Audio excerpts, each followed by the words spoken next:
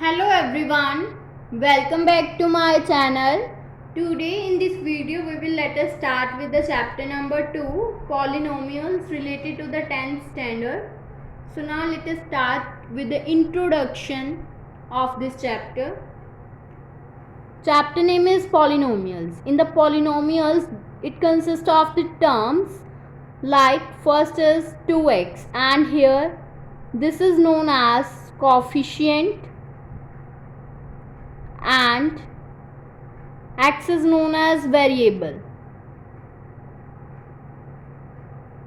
So for this, if we have to take the example, then x plus 1 is a polynomial, x square plus 2x plus 1 is also polynomial. These types are known as the polynomials. Now the type of polynomials on the basis of the terms. Monomial, if it consists of only one term like that is 2x, then it is known as monomial. And if it consists of two terms like 2x plus 3, then this is a binomial. And if this consists of the three terms like x square plus 2x plus 1, then this is known as trinomial. Now what is the degree of polynomials? Degree, the highest power of the variable in the polynomial is known as the degree.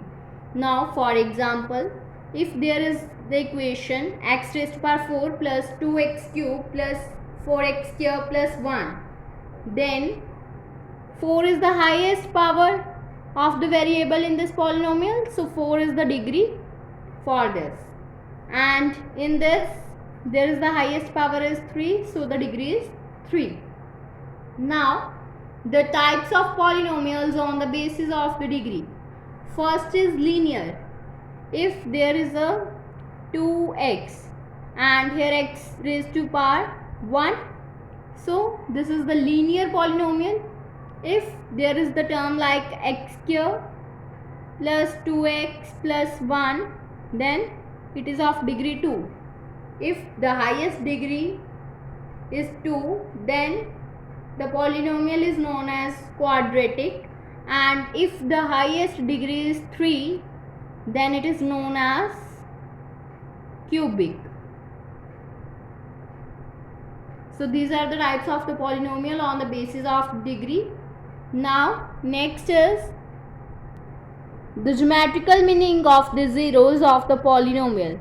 Here we have to find the number of zeros of the polynomial px by the graphical method, that is geometrically. If this is the curve which lies on the x-axis and it cuts x-axis in 2 points, so the number of zeros here is 2. If there are more number of points, the number of zeros are similar to that number. So now next is the relationship between zeros and the coefficients of the polynomial. Here is a quadratic polynomial which is of the form ax square plus bx plus c.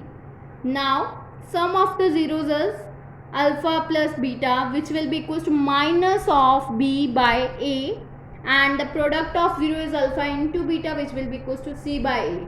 Minus of b by a, that means minus the coefficient of x divided by coefficient of x square, and c by a, that is c is known as constant term divided by a, that is the coefficient of x square. So this is the relationship between the zeros and the coefficients of the polynomials. Now we will discuss it with one example. Example is, here we have to take an quadratic equation x square plus 2x plus 1. Then we have to find the zeros for this polynomial. For finding the zeros, we have to using the factorization method, that is x square plus 1 as it is, and we have to break this number, that is 1x plus 1x. That means if we have to multiply this, then we get 1x here, and after adding this we get the 2x. Now from this we have to take x common, and we get here x plus 1, plus we have to take 1 common from these, and we get here x plus 1. So we get x plus 1 into x plus 1, that means which will be equals to 0. So this will become x will be equals to minus 1, and this will also give us x will be equals to minus 1. So these are the two values of the quadratic equation. You must remember that if the degree of the equation of the polynomial is 2, then we get the two values of variable, that is x. And if there is a cubic polynomial, that means the highest degree is 3, then we get the values of x as 3, that means 3 values of the x. And if the highest degree is 1, then we get only one value for x. And here is the two values of x. We have to take it as alpha and this as beta.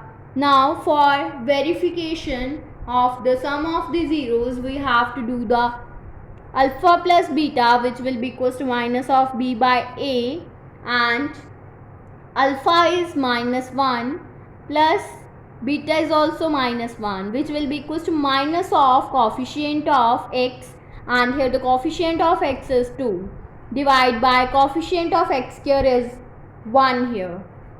So if we have to solve this, then we get here minus 2, which will be equals to minus 2. So hence the sum of the zeros is verified. Now for the verification of the product of zeros, we have to do the alpha into beta, which will be equals to c by a. That means alpha into beta is minus 1 into minus 1, which will be equals to c, that is constant term, that is 1, divide by a is the coefficient of x here, that is also 1. So minus 1 into minus 1 will become 1, which will be equals to 1. So hence the product of 0 is also verified here. So this is all about the introduction of this chapter. Now in the next video we will let us start with the first exercise of this chapter. So if you like my video, then please like, subscribe and share my videos, and do not forget to press the bell icon for the notification of the more videos. Thanks for watching.